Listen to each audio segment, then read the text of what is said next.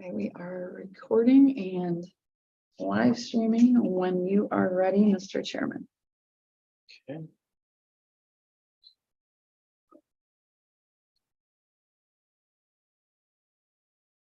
Okay, at 9 o'clock. So, at this time, I'd like to call to order the subcommittee of the Criminal Justice and County Affairs Committee.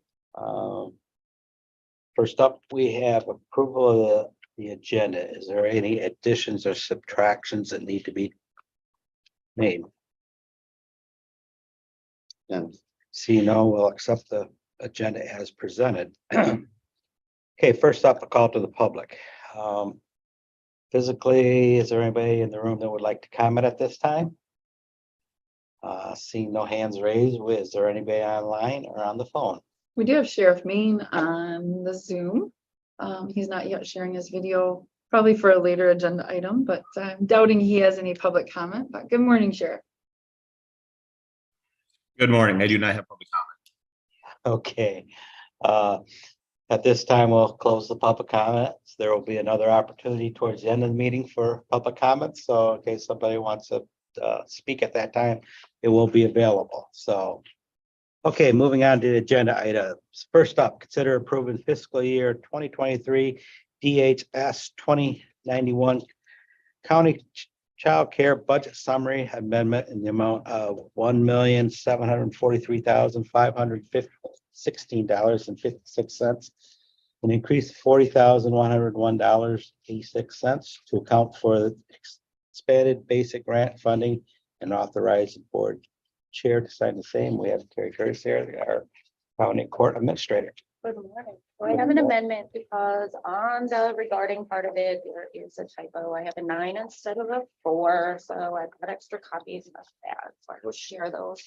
That is the only difference. So it should be increased from $1,703,414.70. So that's the only change. So we're coming back for basic grant funding amendment. The county or the state allowed counties to apply for expanded funding starting in January. So we have identified some programs that would benefit from that expansion. So we're here to ask for approval of that. We're super excited because it's now very often we had 100% reimbursement from the state. So we are continuing our programs that we already had in place, but we've expanded it to add a few others. As we've talked about, electronic monitoring is a big deal right now, particularly for juveniles, due to new legislation about securing them in facilities or detaining them, and the fact that there are still very few juvenile beds. So electronic monitoring has become a really important resource and options for courts to use to try to keep public safety in check, along with knowing where these young people are. So we've expanded or added to that program. We've been using it, but it just hasn't been something that's been directly reimbursed at 100%. The second thing is Crime for Life. That's a program that a lot of our juveniles have to participate in when they get a citation, a civil infraction, MIP, tobacco, marijuana, etc. It's just some programming that hopefully educates them on the dangers of what they're doing. So we lost our vendor for that a few months ago and quickly realized that we have some experts in our department that could offer that program. So there would be no cost for you. They used to have to pay for it. So now we can do it in-house at no cost, but we can get reimbursed for the staff time. So that will help with some payroll there. It's kind of like what you guys did with Thinking Matters. Brought it right in-house, did a better job with it. Yes, so it's very similar to that. This program, we haven't started our first classes yet, so we don't know if we're going to have to tailor it a little bit to our needs. So very well could be, but we're excited about the opportunity to be able to bring that programming to the youth, because for probably the last 4 months or so, we haven't had any options for youth to participate in those classes. So sometimes they're waived, the classes, sometimes they're just put on this long waiting list. And by the time that, there's a class that we can get them in, it sort of defeats the purpose of trying to get a consequence for an immediate action. So we're excited about that. The other program is the youth garden. So the county's been supporting that for many, many years. Typically, we get about $1,000 a year from the county.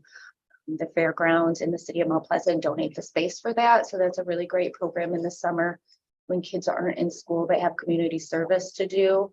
So our staff, juvenile staff, they monitor them out there. The day treatment kids go out there regularly under the supervision of the McBride staff.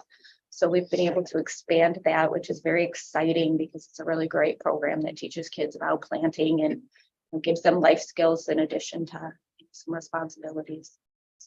All of the harvest is donated to often the soup kitchen or wherever we can find a need for that. So that's another great experience for kids.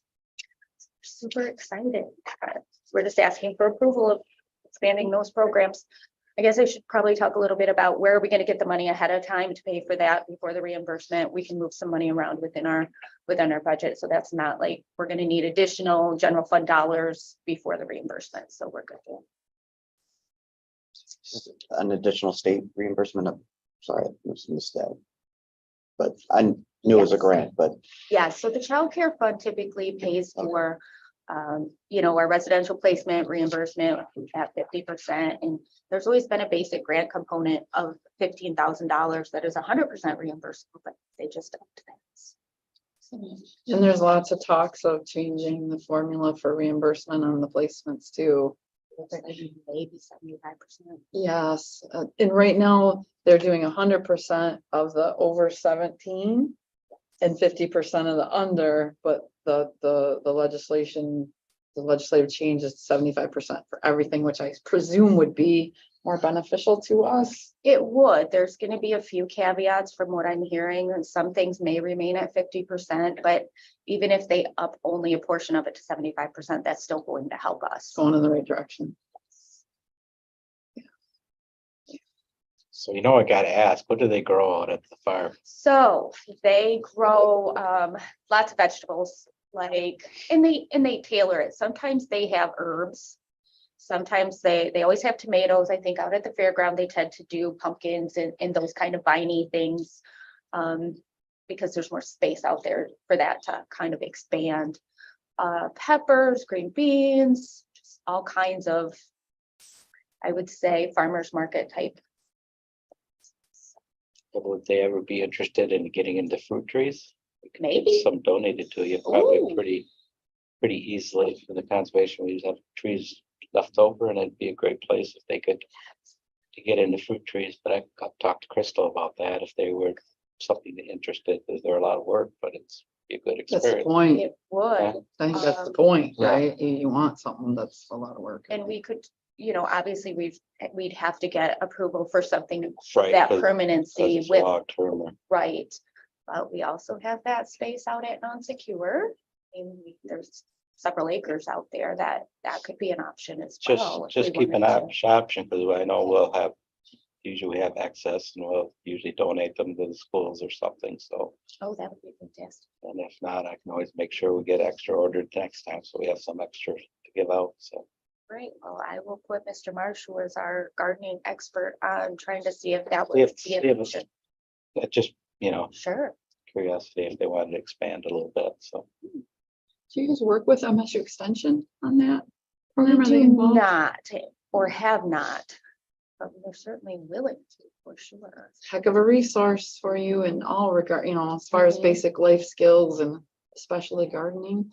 Might be a good connection to make where the regional MSU Extension coordinator is here in Isabella County, Eric Karbowski now, which is nice. So we've got a lot of resources available to us right here. So Definitely. be a great connection to make. As you know, the child care fund's the ones that gives me nightmares because it's just the unrestricted nature on it, so I've done a really good job managing that over the years, and it's. Well, thank you. It's terrifying. It only takes one family to yeah, it can completely really- turn that on its head. So, and again, it's our responsibility as a community to take care of those families, but it's impossible to plan for the costs. Yeah, I understand. no budgeting for it. No, it's On a, if I may, on a different side of things, I'm just curious if with the contracts with the private companies, will there be any hiccups with the revisions to the Elliott Larson Act? I mean, I don't know. We don't actually have a signed agreement with the fairgrounds. So I don't know if they just like, hey, use the garden. So I'll have to talk about to Paul about that. But we did sign an agreement with the city for the use of the garden, and it's just an agreement that we sign every year with them. But I can certainly check into it and see if there's going to be. yeah, I guess I was thinking more of the private company talking about, Oh, and those that give services that we, that's contract with. definitely a great question, and those contracts are in negotiations right now. So we'll be, once we have kind of the agreement from our side with those, then we'll be bringing it to Nicole. I'm guessing she's Yeah. probably going to want legal to take a peek at those. And so we'll incorporate all of those things in as we get to bringing it to all of you. So, but definitely something to think about. Okay, I don't have any more questions. All right. Always do good.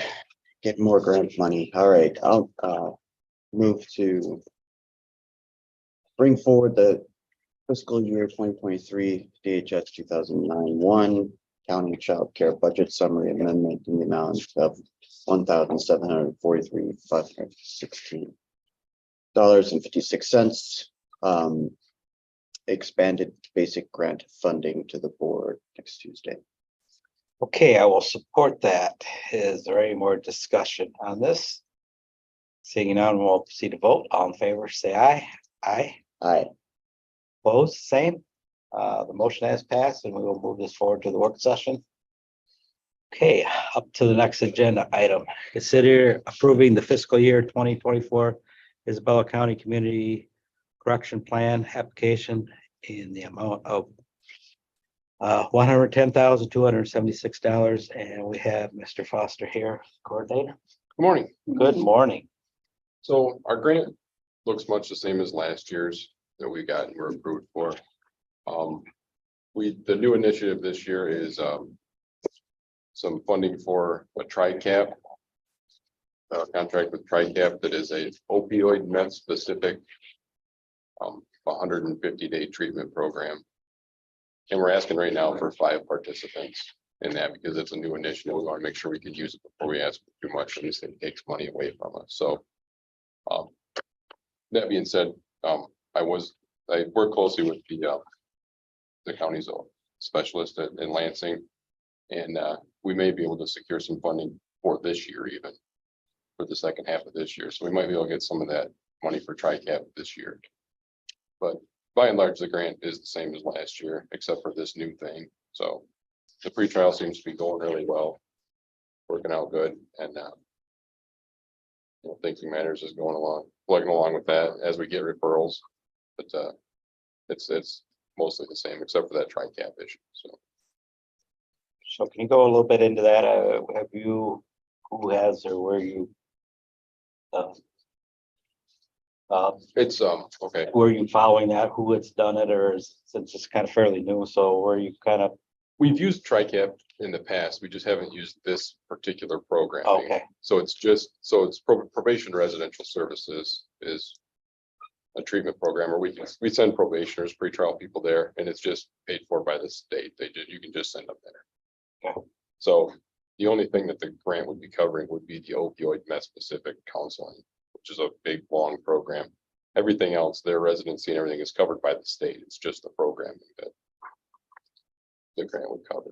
Right, so we became aware of it through the MDOC director, Sandra Eagle.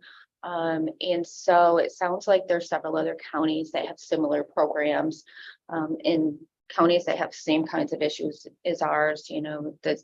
The highest arrests we have right now are the meth for drugs and that kind of thing. So what this allows these felony probationers that are high risk to do is go to this residential, we can't call it inpatient because it's not secure, but this residential program at TRICAP. And instead of trying to figure out how to pay for these counseling sessions and the assessment that these offenders usually you know, they have a lot of financial barriers. So instead of looking for ways for them to try to pay for it themselves, this program would allow the state to cover those expenses and let them try to complete their program and hopefully come out with the tools that they need to not reoffend and to be healthy and successful in the community. So I'm not sure which counties are using it right now. I know they told us, but I can't recall exactly what that is, but they are seeing some success with it. And it really, again, depends on how do you measure success. Because success for somebody who's a meth addict might be to be clean for a certain amount of time or that kind of thing. But we're really hopeful that if we can give it a try, that maybe we'll see some changes in our own community. I've been really surprised as we start to meet in our little group about how do we best spend these opioid dollars going forward, what a need there is for what you're describing. I had no idea. I don't think 5 will be too aggressive. It's pricey. That's why we went Sure, with 5, sure. because it's, you know, it's like $5,000 a person through it. Sure. So, but, like you said, with 5, and then if it works out well and we use it up, we'll ask for more next year and see if we can keep it going. Well, I know we can fill it.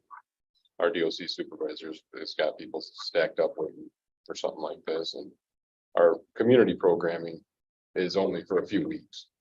And this being 5 months long, it actually gets them clean and gets them some practice at being clean before they're released. And there's aftercare also associated with this program. So with so many applicants, what are some of your priorities? How do you choose only 5 out of? Is there something you look for as far as there's some characteristics that you think one's going to be more successful than the other, or is it all on your judgment? I think the main characteristic that I would look for in a candidate for this program is somebody who wants to change. And because it's not going to work unless they want it to, regard whatever treatment you do is only going to work if you want it to. So if somebody actually is asking for the help, they're like, we can send them. So it'd be nice to be able to send that person who wants the help. They actually are in crisis and need the help with their addiction, and that's one we want to send. We don't want to be like, you keep doing this, I send them, you know, because they'll walk away. You can leave. So Yeah, 5,000 sounds actually pretty cheap for a 5-month program for this. And then if if we're successful for a person, there are many public dollars down the line that aren't being expended, on this person who may be back into addiction. So We work closely with the MDOC probation agent as well, because they're also gonna know, who the offenders that might be best suited for this program are, because they have options of TRICAP all the time for different programs, and so they're really good at trying to determine, who's best suited for that. So we would work in close collaboration with them as well. I'm glad you guys are in front of the curve instead of behind it, trying to catch up, trying something that works, because it's hard. There's no easy solution. So, yeah, I would have asked for this last year if I'd have known about it. Thank you, Sandy. I don't have any questions anymore. all right, I'll move to bring forward the fiscal year 2024 Isabella County Community Corrections Plan applications in the amount of $110,276 to the Board of Commissioners meeting Tuesday. And I will support that. Any more discussion? Seeing none, we'll vote. All in favor, say aye. Aye. Aye, opposed, same. Motion has passed, and we will move this forward to the work session. So, thank you. Thank you. Thank you. Thanks. For your day. Good luck.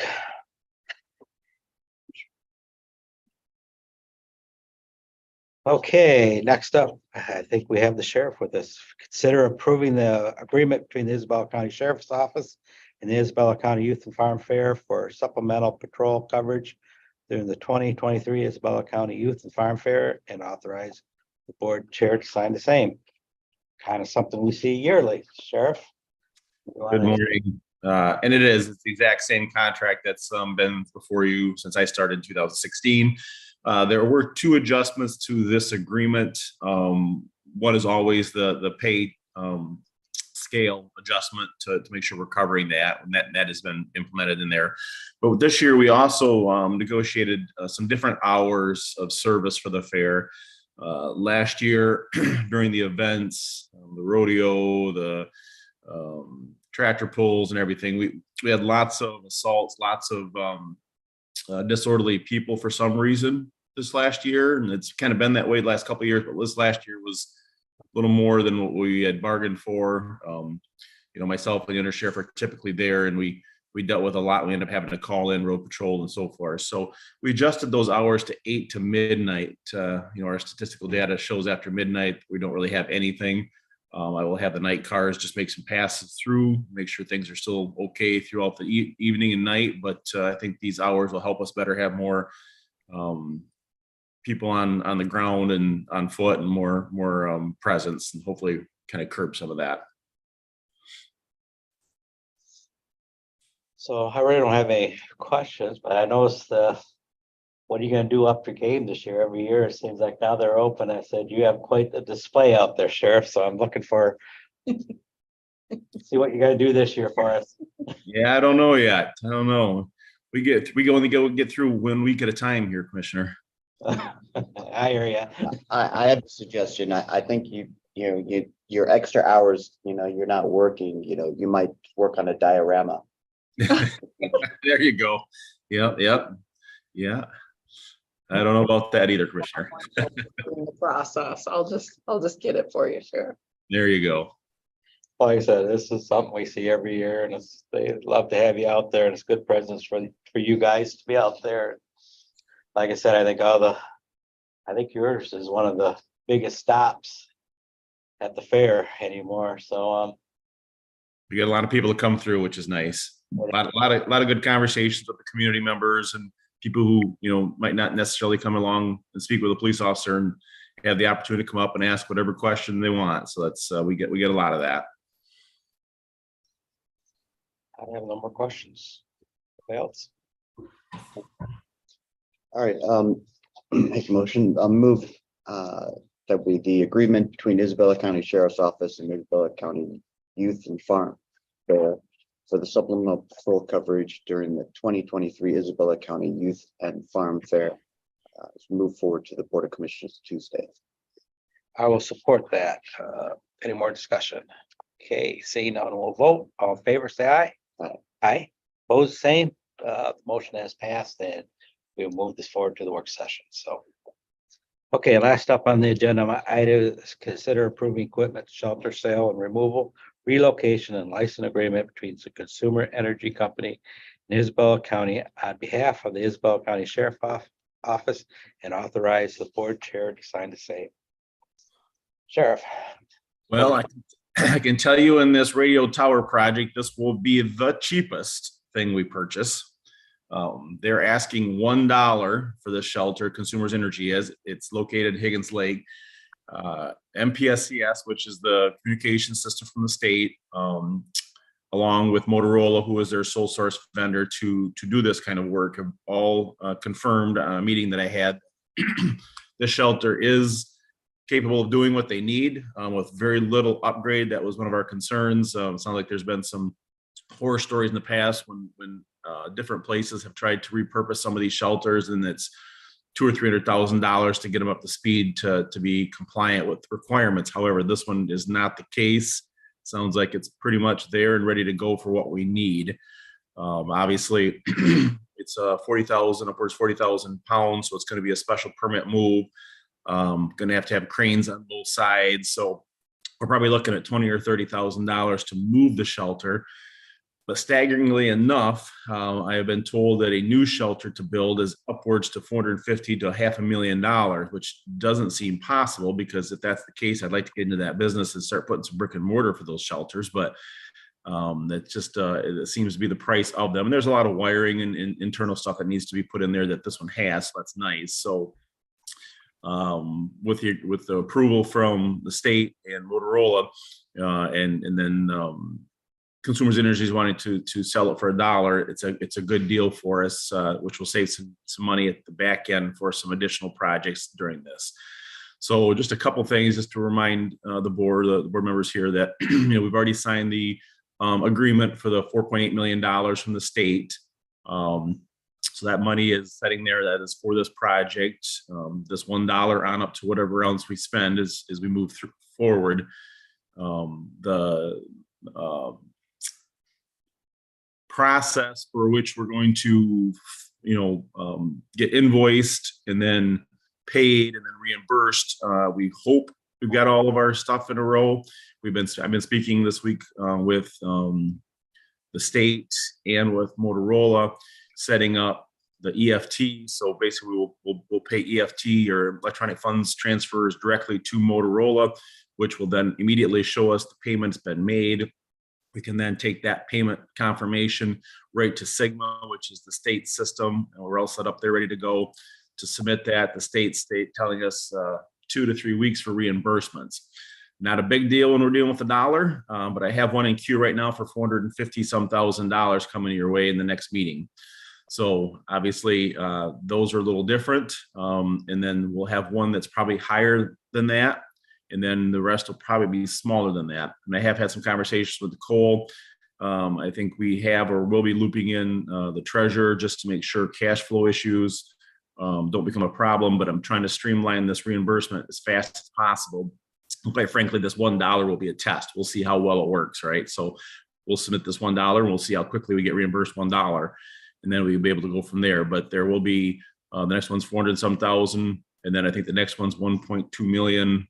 And then there's some smaller ones or half that size to finish up the project, hopefully moving forward. So we've had some kickoff meetings with Motorola. We have a project manager. We've got a location at the dispatch center where the tower is going to go. We do have to purchase a generator, which will be a chunk of change at some point, and that's kind of the unknown right now. That generator, we're hoping dual purpose and replace one of Mark's old ones is kind of what we're shooting for. So we don't have to add another location and platform and base and stuff. We can just take the old one out and the county could repurpose that someplace if they needed it, and then put this new one in, which would help run his operation, but also secure that radio tower as well. So there's lots of work going on, but this is our first round of having to pay something.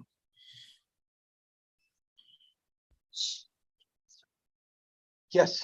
Sheriff, this is Nicole. On the Sigma reimbursement, is that something your office is gonna do or something you need admin to do? I already have a Sigma account set up for some grants that we'd received early in my start here as a sheriff.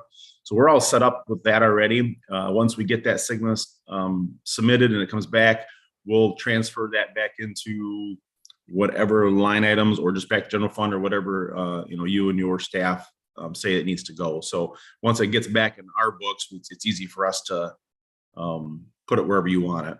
Okay, thank you. I guess I don't have any questions at this time. So the costs are pretty well in there. I can't argue that too much. So No.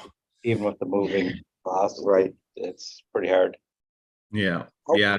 It probably will cost, we're just guessing 20 to 30,000 probably to move, but like I said, we got to line up a special hauler and cranes on both sides, and we have to have a base put in at Mark's shop before we can move it. So that's the first thing that has to happen on this end. Sheriff May, this is Commissioner Sweeney. How Yes, big sir. footprint of this shelter?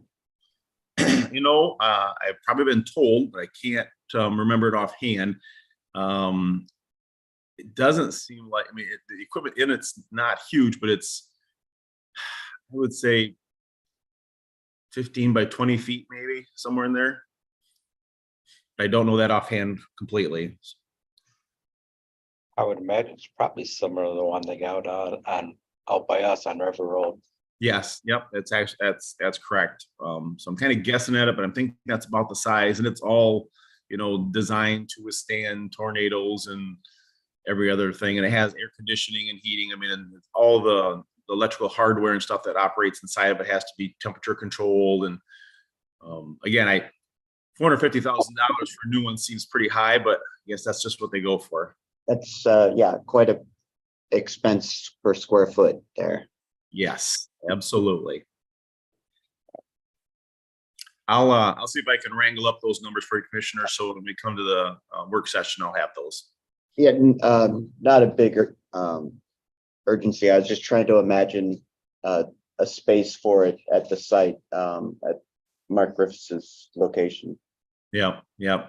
And I think they've kind of mapped that out. Their engineers from Motorola have been there and kind of where the tower is going to go and where the shelter needs to go. And that's kind of why we're hoping we can dual purpose this generator so we don't have an additional spot. We can just use the platform of the cement base and swap it out. There was some discussion from the state and Motorola that, well, we don't want the generator to do more than one thing, but really the power supply to that tower is not a huge lift. We would just have to make sure the wattage of the generator is appropriate for what we want to do in Mark's shop and then in the tower. And there's no reason to build another platform and try to tie another generator in back there. And there's already 3 now, and the one's kind of old, so it'd be a good way to replace that one and repurpose the one for the county. Okay, any more questions? Thank you, Sheriff. Thank you. Move forward, approving the equipment shelter sale and removal, relocation, and license agreement between Consumers Energy Company and Isabella County on behalf of Isabella County Sheriff Office to the Board of Commissioners meeting Tuesday. And I will support that. Any more discussion? Seeing none, we'll proceed to vote. All in favor, say aye. Aye. Opposed, same. The motion has passed, and we'll move that forward to the meeting. Thank you, Sheriff. Thank you. Thanks, Sheriff. Okay, next up on the agenda item is our announcements. Is there any announcements at this time from anybody, committee? Nope. Okay, we'll go right to the call to the public, the last opportunity for the public to speak up. Is there anybody in this room that would like to comment at this time? I do not see hands raised back there, so I'm going to assume that we're not. So is there anybody online or on the phone at this time? It was not at this time. Mr. Chair. Okay, I see that. I will close the call to the public and I will call this meeting adjourned. Thank you.